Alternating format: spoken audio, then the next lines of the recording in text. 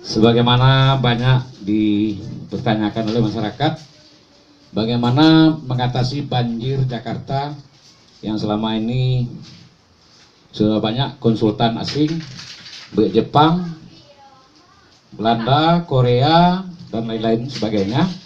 Tetapi sepertinya permasalahan Jakarta sampai saat sekarang ini, persoalan banjir ini memang tidak bisa habisnya, tidak tuntas-tuntasnya, baik di Jakarta maupun kota-kota lainnya di seluruh dunia. Pada kesempatan ini kita mencoba membantu mencari penyelesaian masalah, terutama khususnya Jakarta. Jadi pada hari ini kita coba menyajikan bagaimana cara penyelesaian banjir Jakarta yang sudah bertahun bahkan berabad lamanya, yang tidak ada solusi yang signifikan, sehingga persoalan banjir ini menjadi momok di Jakarta.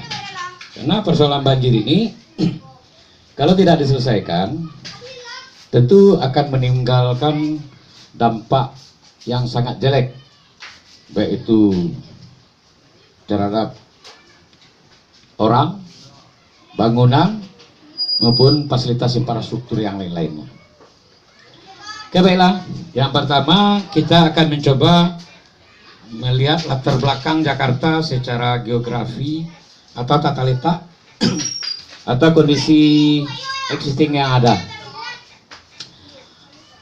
Data land use Jakarta yang sangat padat, mungkin secara pengembangan infrastruktur ini sangatlah rumit. Tetapi walaupun serumit apapun kondisinya, ini masih bisa kita carikan solusi. Banyak alternatif cara, mungkin para pakar dan ahli belum bisa untuk menemukannya, atau tidak berani mengungkapkannya, atau memang tidak ada solusi yang memadai sehingga bisa dilaksanakan dengan kondisi kos atau keuangan yang memungkinkan, dan apa yang direncanakan itu pun bisa dilaksanakan.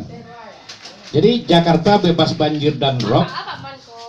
Sebelumnya kita mohon kepada seluruh audiens, kepada kita semua, rekan-rekan, para karib dan sahabat, tolong di like and share, subscribe video ini, supaya video ini bisa menyebar ke seluruh dunia.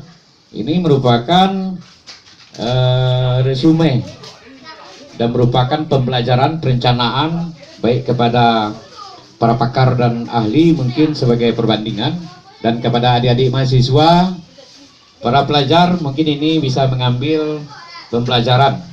Karena nanti saya akan coba menerangkan bagaimana teori-teori perencanaan, baik secara irigasi teknis, infrastruktur yang lain-lainnya. Latar belakang Jakarta secara geologi, tata letak. Jakarta ini secara geomorfologi terletak di daratan rendah. Terletak di daratan rendah, artinya kalau dilihat secara tata letak geografi, Bogor merupakan daerah ketinggian, sehingga yang sering dikhawatirkan kalau di Bogor hujan, itu alirannya ke Jakarta. Karena secara geomorfologi Jakarta itu rendah. Jadi kalau sekarang orang mengistilahkan Jakarta dapat kiriman banjir dari Bogor. Sebetulnya secara ilmu pengetahuan, air akan mengalir dari tempat yang tinggi ke tempat yang rendah, dari tekanan yang kuat ke tekanan yang lemah, dari tempat suhu yang dingin ke tempat suhu yang panas. Jadi ilmunya seperti itu. Jadi tidak ada yang mengirim banjir dari Bogor. Cuman memang itu sifat alamiah yang dialami oleh air. Kondisi topografi dari Jakarta yang kebetulan terletak di daratan rendah dan Bogor di daratan yang tinggi. Kemudian masalah banjir ini bukan masalah kita saja, tetapi ini masalah sudah internasional, dimanapun negeri, dimanapun daerahnya. Apabila penanganan hutan, penanganan saluran-saluran, bekerjasama terkait instansi terkait dan masyarakat tidak bahu-membahu untuk memelihara saluran, tidak memelihara vegetasi hutan, ya akibatnya suatu saat nanti kita akan menuai musibahnya, yaitu banjir. Banjir di dimanapun berada itu akan menyisakan puing-puing yang berantakan, menghancurkan sebuah peradaban, bahkan menenggelamkan kota. Ini perlu kita waspadai. Kemudian bagaimana menyelesaikan masalah-masalah yang sudah sangat krusial dan mendesak ini? Pada kesempatan ini ada beberapa konsep penyelesaian masalah. Yang pertama, kita memberikan konsep. Yang pertama, konsep land use Jakarta. Apa yang kita maksud dengan land use Jakarta? Land use yaitu tata ruang Jakarta. Jakarta mempunyai tata ruang. Ada fasilitas publik, ada fasilitas masyarakat, yang lain-lain, baik jalan, jembatan yang itu merupakan fasilitas publik, kemudian saluran, irigasi, waduk, dan lain-lain sebagainya. Jadi tata ruang ini di Jakarta sudah sangat sempit. Ini perlu ditata, khususnya untuk penanggulangan banjir. Jadi banjir ini kita tanggulangi dengan berbagai sistem. Ini karena sempit, tetapi bukan tidak bisa, semuanya bisa kita laksanakan. Nanti contohnya saluran, nanti kita perlebarnya ke jalan. Kalau memang saluran itu dimensi salurannya perlu ditingkatkan dan di hidrolisnya perlu kita tingkatkan, bisa saja kita jadikan jalan sebagai saluran yang B-nya diperbesar, kemudian diplat, kemudian menjadi jalan. Dan perlu di sana kita bikin manhole. Manhole itu untuk inspeksi bagaimana supaya saluran itu terjaga bersih dan tidak ada penyumbatan-penyumbatan, sehingga nanti semua sistem jadi bagus. Sama konsep-konsep yang kita ingin sampaikan, yang tadi konsep land use Jakarta, tata guna lahan. Mungkin di sana banyak saluran yang terputus karena efek dari pembangunan yang dinamikanya sangat tinggi. Ini perlu diteliti ulang, dilihat di existing datanya, harus kita lihat yang terputus-putus, berarti harus kita sambung sistemnya itu kemana, baik dari saluran drainase, alam primer, sekunder, tersier, dan kuarter, kemudian waduk, menyambung tidak segala sesuatu sistemnya. Kalau ada terjadi penyumbatan dan delay, perlu kita lihat. Yang kedua, konsep rekayasa angin. Jakarta bisa tidak hujan kalau konsep angin ini kita buat. Rekayasa angin, Bogor merupakan daerah ketinggian. Angin bertiup dari laut, membawa uap air, kemudian terbentur di Bogor, akan tegak vertikal ke atas, sehingga uap air yang tegak vertikal ke atas terjadi nanti kelembaban nisbi, berkumpulnya awan-awan yang mengandung hujan, nanti akan turun hujan, bernama hujan orografis. Sifat angin pun seperti itu. Angin adalah udara yang bergerak. Udara bergerak dari tempat yang dingin ke tempat yang panas, dari tekanan yang kuat ke tekanan yang lemah, dari yang tinggi kepada yang rendah. Jadi dengan merekayasa angin, karena di Bogor rata-rata adalah hujan orografis, hujan yang disebabkan adanya pegunungan. Karena tertumbuh pegunungan, istilahnya sudut datang, garis normal, dan sudut pantul. Artinya angin akan bergerak ke atas di Bogor dan bertumpuk menjadi awan yang mengandung hujan. Pada suhu tertentu dengan kelengasan nisbinya, akhirnya hujan akan turun masuk ke dalam saluran drainase alam di Bogor dan akan dikirim ke Jakarta. Katanya sebetulnya tidak dikirim karena sifat alamiah air akan tetap menuju tempat yang rendah dimanapun dia berada. Dengan konsep angin ini kita bisa nanti membuat Bogor tidak hujan. Konsep angin mungkin membuat tanggul-tanggul angin kalau memang itu memungkinkan secara kos. Tanggul angin bisa kita buat, artinya angin kita belokkan tidak tepat pada sasaran catchment area, di mana perhitungan debit banjir Jakarta itu memenuhi catchment area sampai ke Bogor. Catchment area nanti kita gunakan untuk menghitung debit banjir.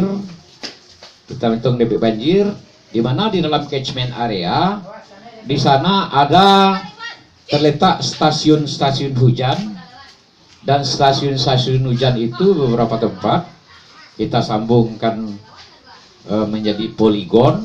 Di sana kita dapat menghitung durasi hujan atau banyaknya hujan, kelamaan hujan, berapa lama dan berapa milimeter nanti bisa kita tentukan. Dan ini digunakan untuk dasar-dasar perencanaan. Jadi data hidrologi itu menjadi data hidrologi dan kita jadikan itu menjadi dasar dari perencanaan. Jadi untuk perencanaan kepada rekan-rekan para pakar dan yang lainnya sebagai perbandingan, terutama adik-adik mahasiswa, kalau untuk mendesain nanti kita kasih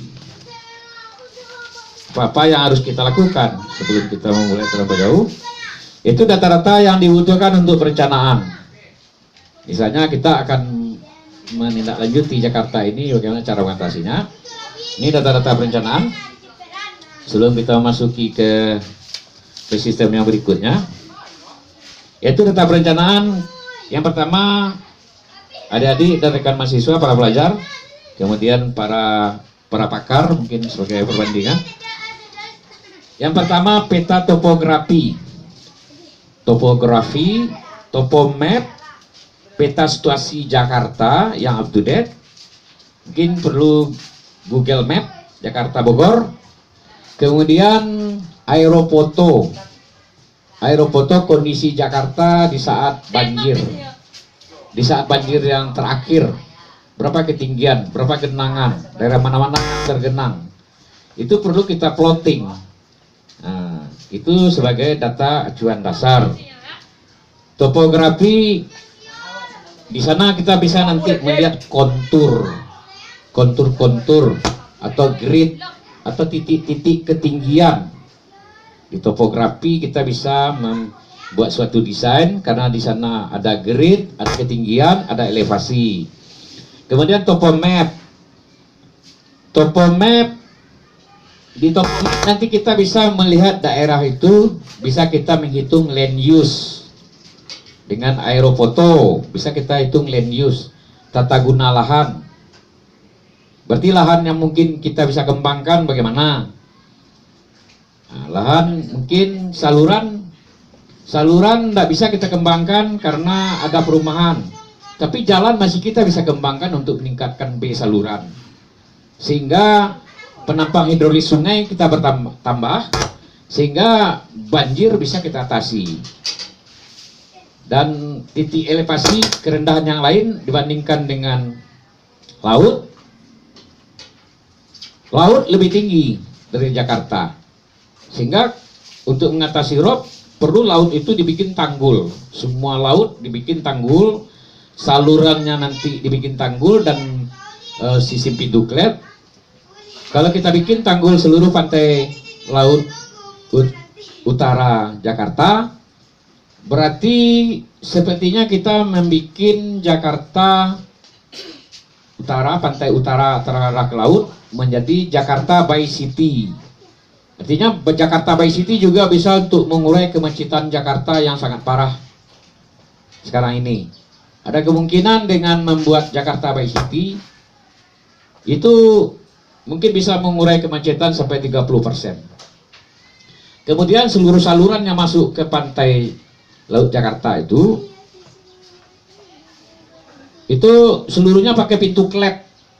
Nanti kita buat pintu klep. Jadi di waktu pasang tinggi, karena Jakarta rendah, ada pintu klep yang menahan air tidak bisa masuk. Kalau tanggul sudah kita tinggikan, air tidak bisa masuk ke Jakarta, air pasang laut.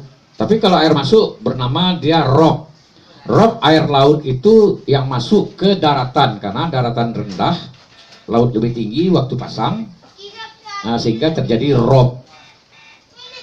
Munculnya kondisi banjir ekstrim nanti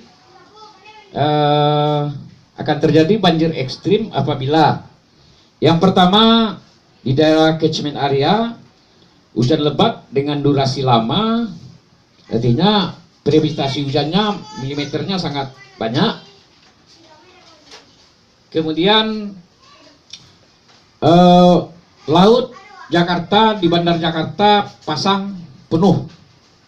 Kemudian Jakarta dihiasi purnama yang menyebabkan air akan ada gravitasi bulan, sehingga permukaan air akan meningkat dengan gravitasi bulan. Maka terjadilah banjir maksimum di Jakarta. Nah, pada waktu banjir maksimum itu kondisi bisa dikatakan sangat gawat darurat. Kemudian yang kedua, buat indeks untuk melihat titik-titik yang sama pada seluruh peta. Jadi seluruh peta, baik topografi, topomap, situasi map atau Google Map, itu bisa kita buatkan foto atau kita buat indeks. Jadi dari indeks itu seluruh titik dimanapun titiknya berada, dengan membuat indeks, semua titik itu bisa dipetakan sama. Kita lihat dengan peta yang lain bisa kita ambil sama. Kemudian peta genangan banjir Jakarta yang up to date, yang terbesar. Artinya peta kondisi yang sekarang ini, kemudian yang dari Katulampa mengirim ada banjir, kemudian Jakarta tergenang. Nah, ini yang up to date-nya berapa. Kita bisa lihat nanti di rumah-rumah penduduk, garis-garis air kita bisa lihat. Kita lihat garis airnya. Garis air itu menandakan, nah, itulah banjir di Jakarta. Dan seluruh garis air itu akan sama di seluruh Jakarta, karena sifat air adalah datar. Air bersifat bencana berhubung-hubungan. Jadi permukaan air datar dimanapun berada. Jadi air merupakan titik nol. Permukaan air itu nol. Nol air, jadi air bersifat datar. Jadi kalau ada yang bertanya, mana yang tinggi air di Jakarta dengan di Sumatera Barat? Kebetulan saya orang Sumatera Barat, orang Padang. Ya kan? Orang Padang, air Sumatera Barat, ada yang tahu enggak? Mana yang tinggi air di Sumatera Barat atau kota Padang ini dengan air di Jakarta atau air di Amerika? Hah? Mana yang tinggi? Amerika. Nah, kalau nanti adik-adik sudah belajar, air itu sama tingginya. Di dalam sebuah bencana berhubung-hubungan, permukaan air sama tinggi. Nah, jadi kalau ada di rumah-rumah ada garis-garis air, nah itulah ketinggian air. Berarti elevasinya sama seluruhnya. Nah, ini bahan kita untuk menyelesaikan masalah, cara-caranya untuk gimana. Kemudian 4 peta situasi Jakarta terkini untuk memplotting skema jaringan. Apa yang kita maksud dengan skema jaringan? Skema jaringan, skema saluran. Saluran itu mulai dari Bogor ke bawah, Sungai Ciliwung dan sungai yang lainnya, kita bikinkan sebuah sistem jaringan.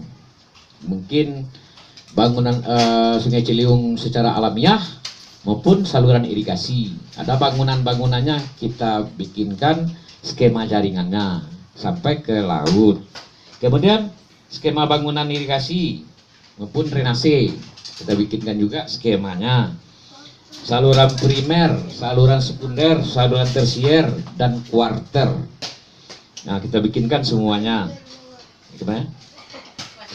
Karena seluruhnya itu harus bisa kita periksa.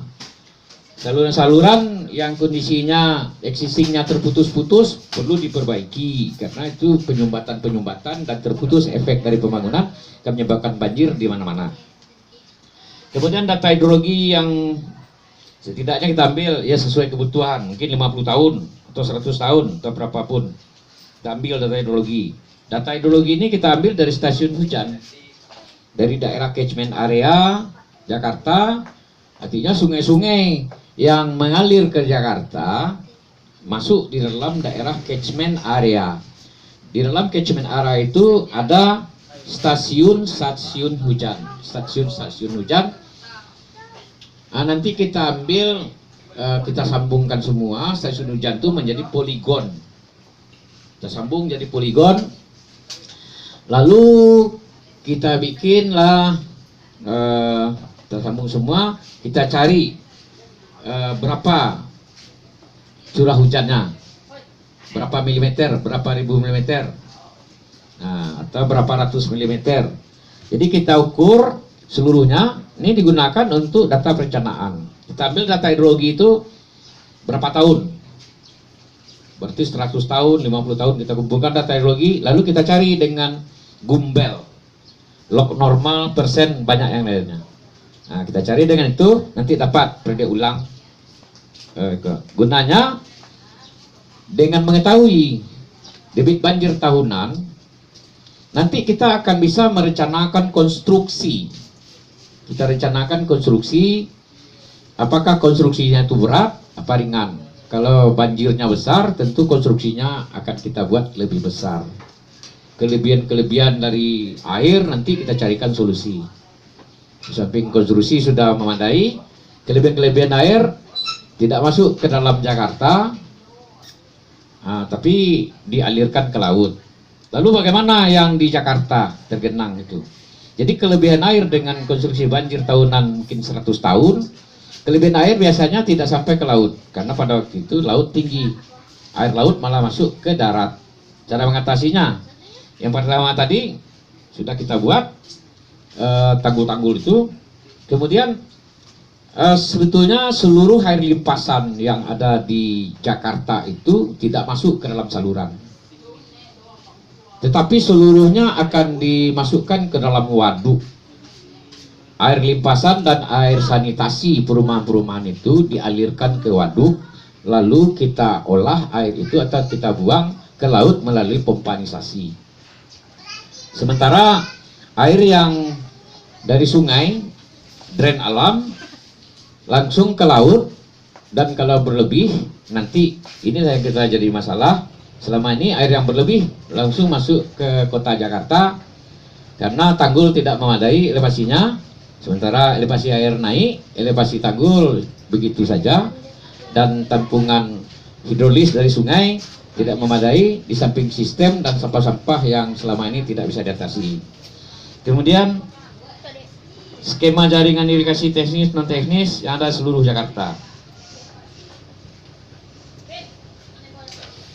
Kemudian juga skema bangunan irigasi yang ada di seluruh Jakarta, skema jaringan drain dan bangunan yang tersedia existingnya, skema jaringan drainase perkotaan, bangunan intake, inlet dan outlet harus betul-betul kita periksa. Intake, inlet dan outlet kita periksa. Kemudian data land use yang sampaikan tadi Jakarta guna untuk mereview arah kebijakan pelaksanaan operasional kegiatan yang bila suatu saat dilaksanakan. Data tata ruang Jakarta ini menyangkut juga dengan land use. Jadi dengan tata ruang kita bisa memposisikan tata laksana jaringan irigasi teknis dan lain-lainnya sehingga pelaksanaan tidak tumpang tindih. Kemudian data survei geologi, geomorfologi dan pemetaan saluran dan waduk di Jakarta. Apakah dalam posisi yang sudah benar, apa tidak benar, perlu kita tingkatkan atau perlu maintenance. Kemudian perlu semuanya blueprint kondisi existing, baik saluran, waduk, saluran pembawa, saluran pembuang, semuanya ada blueprintnya. Nah, kemudian dengan seluruh itu kita bisa nanti dengan kondisi banjir yang ada sekarang yang up to date, sebetulnya perhitungan jumlah total kubikasi genangan banjir dan rob yang paling ekstrim pun sudah bisa kita hitung. Berapa banyaknya air yang tergenang di Jakarta sudah bisa kita hitung dengan mengambil foto dan mensurvei ke lapangan, di mana ada garis di perumahan-perumahan itu, ada garis bekas daripada ditinggalkan air. Itu adalah genangan yang tertinggi. Genangan tertinggi diambil di seluruh Jakarta, disambungkan sama, kemudian topografi Jakarta ada, foto data topografinya ada, dengan data topografi termasuk kedalaman seluruh debit banjir yang tergenang itu bisa dihitung. Seyogianya seluruh genangan itu terdistribusi ke dalam saluran. Sekarang apa yang terjadi di Jakarta? Seluruh genangan yang ada itu tidak terdistribusi ke dalam saluran. Adapun terdistribusi, aliran sangat lemah sehingga menyebabkan juga terjadinya banjir. Nah, jadi itu masalah karena seluruh genangan tidak terdistribusi karena penampang hidrolis tidak memadai, kemudian kemiringan tidak mencukupi atau terjadi penahanan air aliran sungai yang ditahan oleh rob karena kondisi laut pada saat banjir hujan lebat, lautnya tinggi, jadi air tidak bisa mengalir ke laut, maka air singgah dulu di Jakarta. Ikan-ikan semuanya mampir dulu ke rumah-rumah, mampir ke rumah. Kapan lagi waktu saat banjir ikan-ikan pergi ke rumah-rumah, ada kondangan ke rumah-rumah, jadi kesempatan untuk seluruh ikan pergi kondangan ke Jakarta. Kemudian waktu air susut bagaimana? Untuk air susut, ikan-ikan kembali ke laut. Nah, itu ya. Kemudian konsep rekayasa energi. Konsep rekayasa energi ini belum pernah juga ada. Ini rekayasa energi gunanya ya sama dengan angin. Energi itu berarti panas, artinya kalori. Kalori ini bisa juga kita menghilangkan banjir di Jakarta dengan rekayasa energi. Caranya bagaimana? Energi atau panas bergerak, panas akan bergerak dari tempat yang lembab ke tempat yang panas yang dibawa oleh angin. Jadi energi ini juga dia akan bergerak. Jadi sejalan dengan teori angin, dari tempat yang tekanan kuat ke tempat yang lemah. Misalkan suatu daerah kita ekstrimkan, kita panaskan, maka energinya di sana mungkin jadi kosong gitu. Energi kosong, maka masuklah energi angin. Sejalan dengan energi angin, angin akan bergerak dari tempat yang padat ke tempat yang kosong tadi, dari yang panas ke tempat yang dingin. Nah, itu akan bergerak. Nah, jadi dengan kedua ilmu ini kita bisa mensiasati supaya jangan hujan di Jakarta. Kalau seandainya infrastruktur tidak bisa kita laksanakan, berarti rekayasa angin dan energi ini memungkinkan. Lalu bagaimana caranya membuat rekayasa energi? Sebagaimana kita lihat bahwasanya udara itu apabila dipanaskan, udara dipanaskan akan terurai butiran-butiran air yang ada di udara, H2O, itu akan berubah menjadi H2 atau hidrogen dan oksigen. Hidrogen kondisinya sangat ringan, oksigen dan sangat ringan, dia akan terbang ke atas lalu digantikan oleh angin yang baru. Itu konsep alam, tidak bisa dirubah. terjadi pergantian angin laut dan angin darat karena perbedaan temperatur atau suhu atau energi. Jadi temperatur pada waktu siang hari, di saat matahari sangat terik, bumi sangat cepat menerima panas, lalu udara yang di permukaan bumi akan bergerak ke atas sehingga kosong. Sementara laut agak lama menerima panas karena air lebih lama menerima panas dari benda padat. Lalu bergeraklah angin ke darat karena bumi lebih panas daripada laut, bernama angin laut pada waktu siang hari. Dan pada waktu malam hari, darat lebih cepat melepaskan panas. Artinya bumi lebih cepat melepaskan panas, sementara laut lebih lama melepaskan panas. Sehingga pada waktu malam hari, laut lebih panas kondisinya daripada bumi. Maka bergeraklah angin dari bumi ke laut. Artinya bernamalah angin darat. Nah, ini perlu adik-adik mahasiswa atau para pelajar atau yang lainnya mengerti. Jadi fenomena alam sangat membantu kita dalam merencanakan permasalahan-permasalahan yang ada kita hadapi. Kemudian konsep yang ketiga yaitu konsep perbaikan sistem jaringan dan bangunan serta seluruh saluran baik primer, sekunder, tersier dan kuarter. Nah, ini yang sudah dilaksanakan. Yang telah dilaksanakan oleh Jepang, yang sudah dilaksanakan oleh Belanda atau yang lain berdasarkan konsultan dan supervisi yang lainnya. Tetapi apa yang direncanakan sistemnya, kalau menurut pendapat kami perlu ditingkatkan dan diperbaiki karena tidak tepat sasaran. Karena sistem penanganannya tidak mungkin. Jadi untuk penanganan Jakarta ada beberapa hal yang saya sampaikan. Yang pertama, kita bikin catchment area. Seluruhnya kita plot, seluruh yang berpotensi masuk ke Jakarta kita bikinkan catchment areanya, luasnya seberapa banyak, dibikin poligon. Lalu stasiun hujan, lalu kita hitung debit untuk periode ulang tahunnya, ya kan? Kemudian perhitungan periode ulang yang berapa? Banjir ekstrim Jakarta. Jadi data-data yang mendukung tadi banjir ekstrim di Jakarta itu berapa durasi hujannya, kemudian luas genangannya. Apabila purnama itu sangat ekstrim dan kondisinya sangat berbahaya untuk Jakarta. Jadi dan juga kondisi-kondisi banjir ini ada hal-hal yang mempengaruhi. Itu kondisi geomorfologi Jakarta datanya rendah. Sungai, waduk mengecil dan dangkal. Drainase kecil, terputus-putus, efek dari pembangunan perkotaan yang sangat dinamis. Sungai berbelok-belok, seharusnya sungai bisa disudet, tetapi tidak diadakan sudetan karena pemukiman. Sebetulnya kalau kita sudet suatu daerah yang ditinggalkan sungai, bagian daerah yang sudet, warganya bisa dipindahkan kepada daerah yang ditimbun. Jadi sebetulnya permasalahannya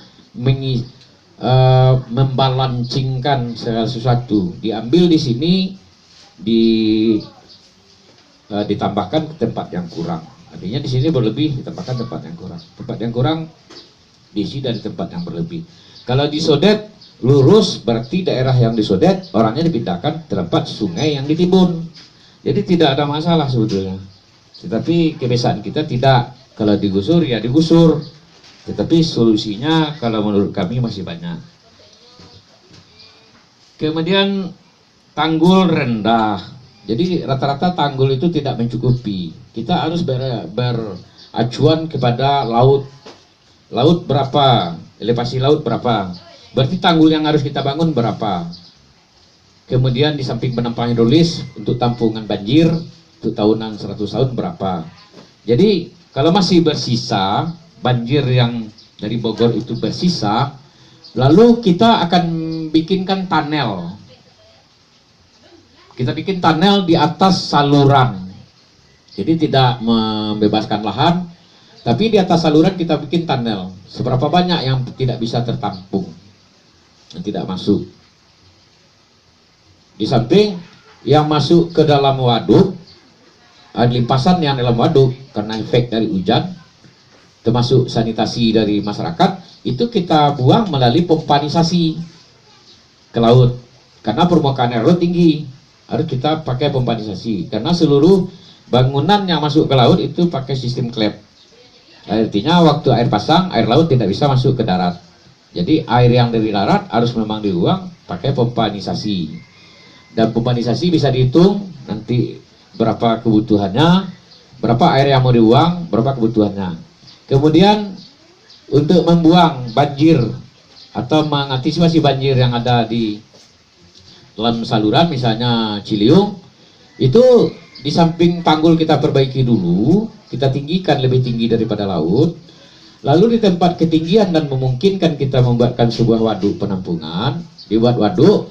Lalu dari waduk itu kita alirkan di atas sungai itu sendiri bangunan tunnel atau saluran pipa-pipa atau pipa-pipa, berapa kebutuhan yang ada dialirkan ke laut.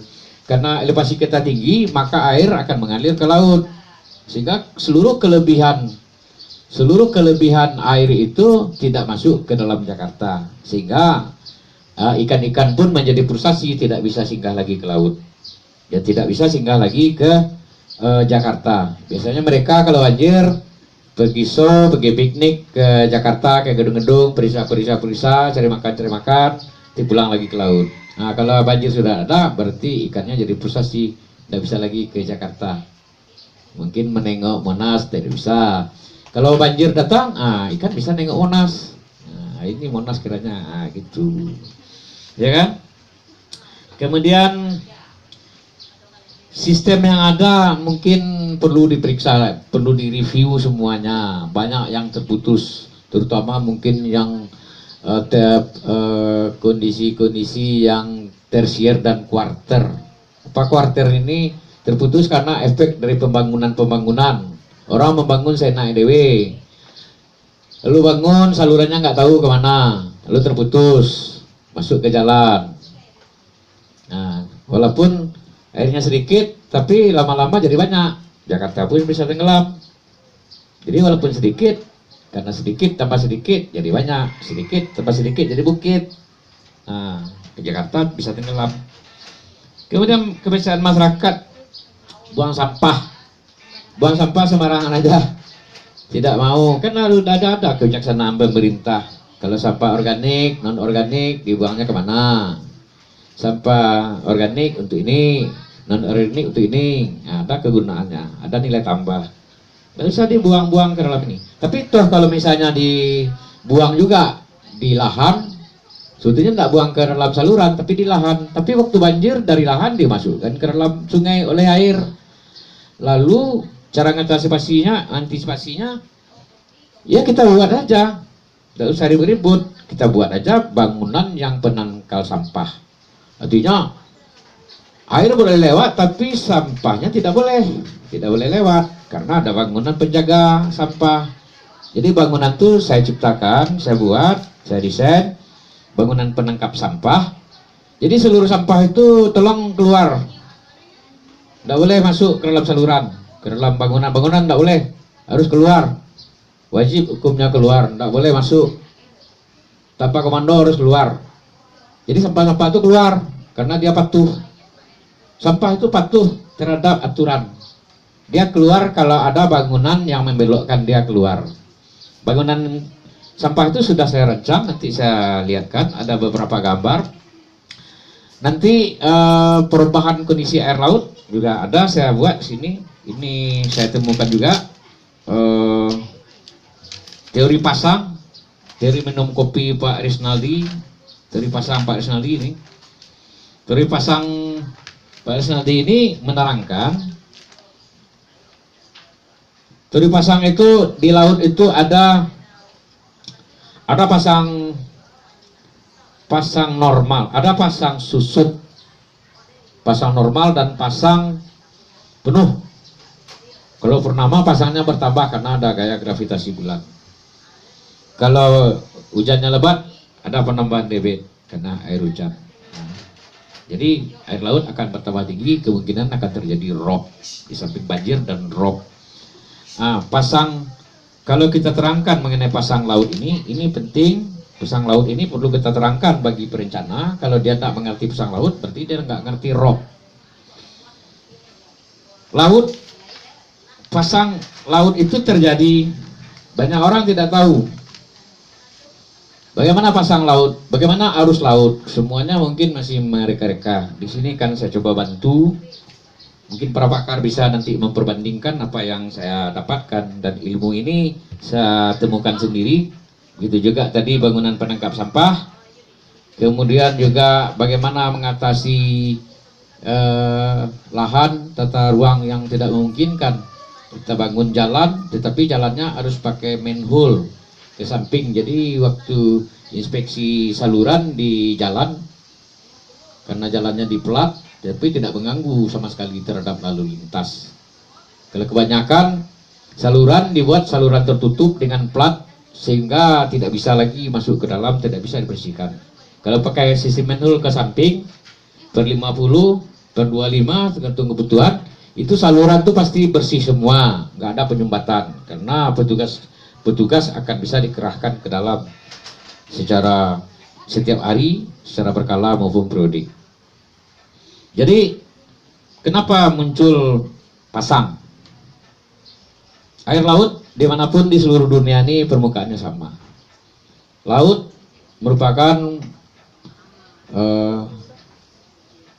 2/3. Kalau kita lihat 2/3 dari bumi ini, sepertiganya daratan, 2/3-nya laut di bumi. Laut adalah air, adalah benda cair. Sementara bumi atau pulau-pulau merupakan benda padat. Jadi kita terangkan Bumi itu berotasi pada porosnya. Artinya bumi ada matahari,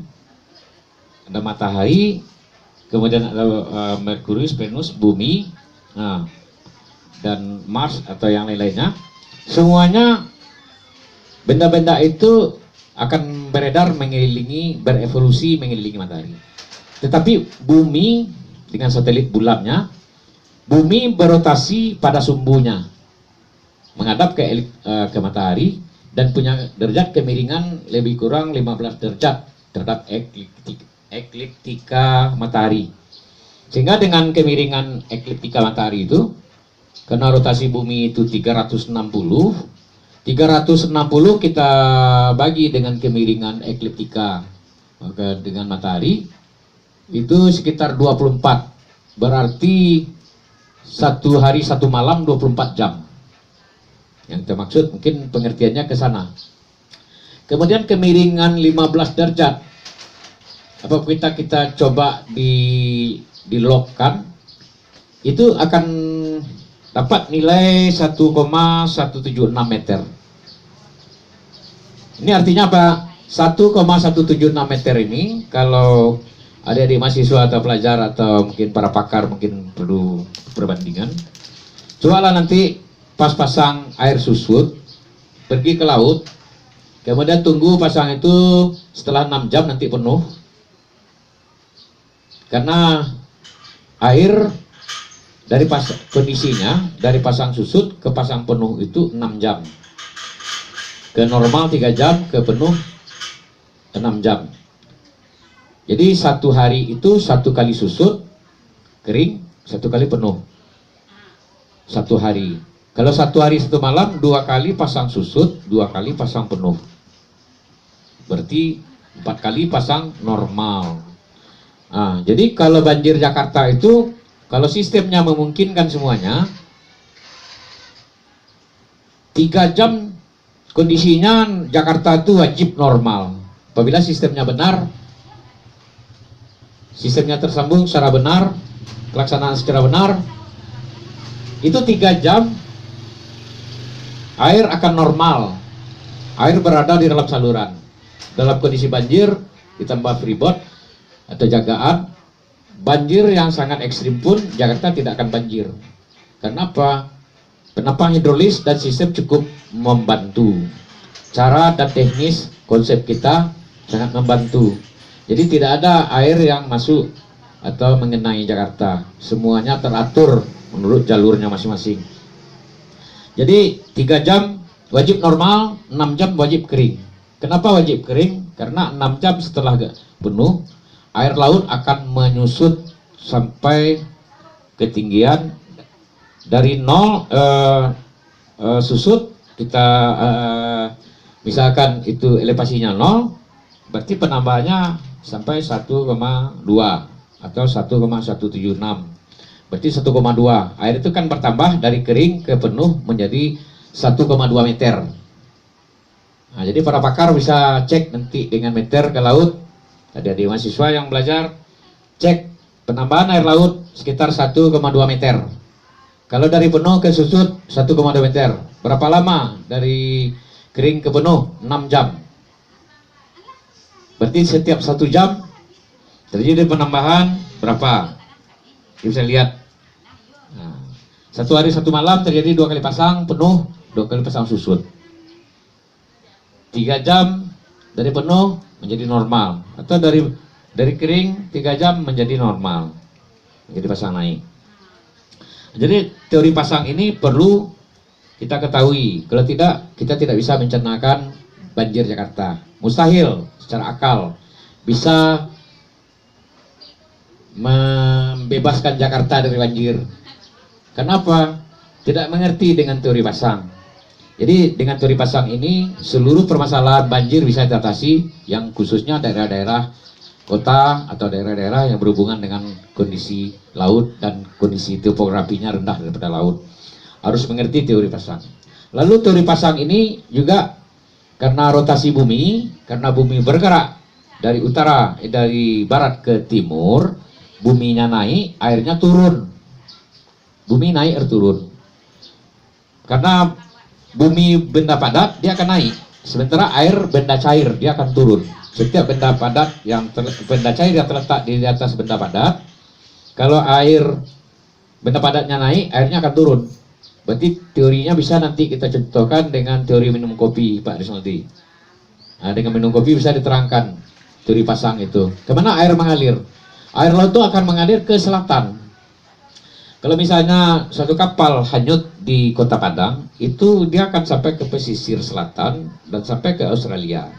Itu hukumnya pasti. Air ke selatan. Nanti kita bisa jelaskan. Bahkan saya bisa menjelaskan di 3 Bermuda yang saat sekarang ini sudah sangat luar biasa. Tidak ada penyelesaian banyak hal-hal yang tidak yang aneh-aneh yang disampaikan orang. Sebetulnya segitiga Bermuda itu menguaknya sangat mudah. Karena kalau mengerti teori pasang, bagaimana terjadi arus turbulen di dasar laut. Karena ada pengaliran, kemudian terjadi di sana ada pulau-pulau yang menahan aliran, maka aliran akan berbelok karena tidak mungkin air laut itu menembus pulau. Lalu dia berbelok, terjadilah turbulensi. Arus laut makin ke bawah makin keras karena sifat tekanan air makin ke bawah makin kuat, makin ke bawah makin. Ini boleh nanti para rekan pelajar mahasiswa yang hobi mancing, kalau Anda memancing di sebuah sampan, nanti Anda jatuhkan pancing, nanti pancingnya akan jauh. Nah, itu efek dari adanya arus laut di dasar yang sangat kuat. Nanti teori itu bisa kita jelaskan semua. Itu teori pasang. Kemudian selanjutnya samping pemenahan sistem yang ada,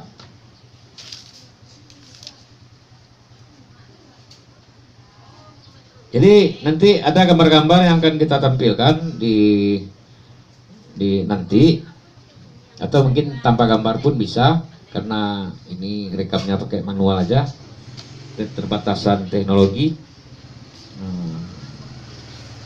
Tapi secara keseluruhan nanti ada di video yang lain kita sambung, ada gambar-gambar yang kita foto saja, kita jelaskan. Nanti ada grafik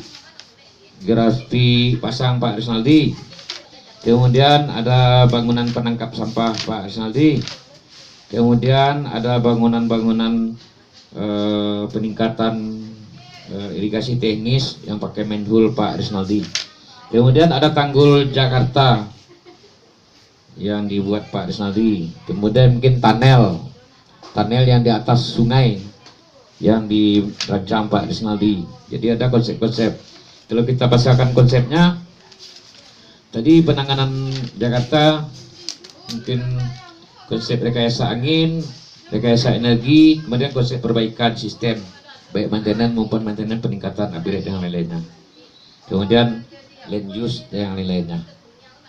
Jadi dengan beberapa konsep tadi, insya Allah itu Jakarta bisa bebas. Tapi kalau tidak mengerti teori pasang, Jakarta itu mustahil bisa dihentikan banjirnya. Karena pada waktu musim hujan datang dan kondisi laut meluap atau pasangnya penuh, air akan masuk ke dalam Jakarta, sehingga ikan-ikan semuanya akan berpesta ria pergi ke Jakarta. Kapan lagi mau menengok Monas atau gedung-gedung yang lain, mampir-mampir di rumah para sahabat-sahabat kita, ikan-ikannya curi-curi makanan, kemudian pada waktu susut dia akan kembali ke laut. Jadi ini perlu kita sampaikan. Jadi penanganan banjir Jakarta itu tidak semudah yang dibayangkan. Ada teori dan konsepnya. Yang pertama rekayasa angin, rekayasa energi, kemudian perbaikan sistem jaringan yang ada secara keseluruhan. Kemudian ada konsep pempanisasi, artinya seluruh air yang masuk dari limpasan dan air sanitasi perkotaan harusnya masuk seluruhnya ke dalam waduk. Dari waduk dialirkan ke sungai dengan pintu klep. Waktu musim banjir, pintu klep tertutup, maka waduknya dilakukan pempanisasi karena waduk lebih rendah daripada laut. Kemudian air yang di sungai-sungai yang di mungkin Ciliwung atau sungai yang lainnya, itu dibuatkan sebuah waduk di atasnya, tetapi setelah tanggulnya ditinggikan, dibuat waduk, kemudian dibuatkan saluran di atas sungai untuk menghilangkan kelebihan air ya, supaya tidak melimpah ke bantaran Jakarta atau daratan Jakarta. Kemudian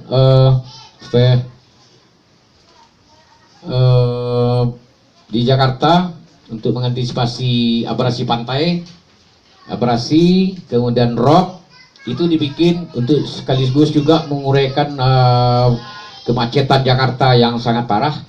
Itu pantai utara dibuat Jakarta by City, mungkin berapa luasnya, mungkin 300 meter, mungkin 300 meter dijadikan jalan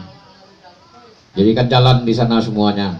Tempat-tempat piknik kita pindahkan atau kita rancang sedemikian rupa sehingga rob bisa kita atasi, abrasi kita atasi, semua persoalan bisa kita atasi.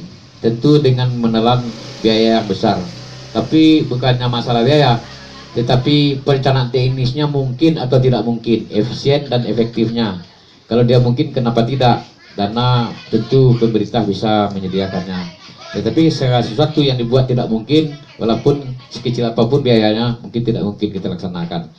Mungkin demikian saja yang bisa kita sampaikan. Mohon kepada para audien yang menonton, tonton sampai habis supaya jangan gagal paham. Tolong like and share, subscribe. Terima kasih.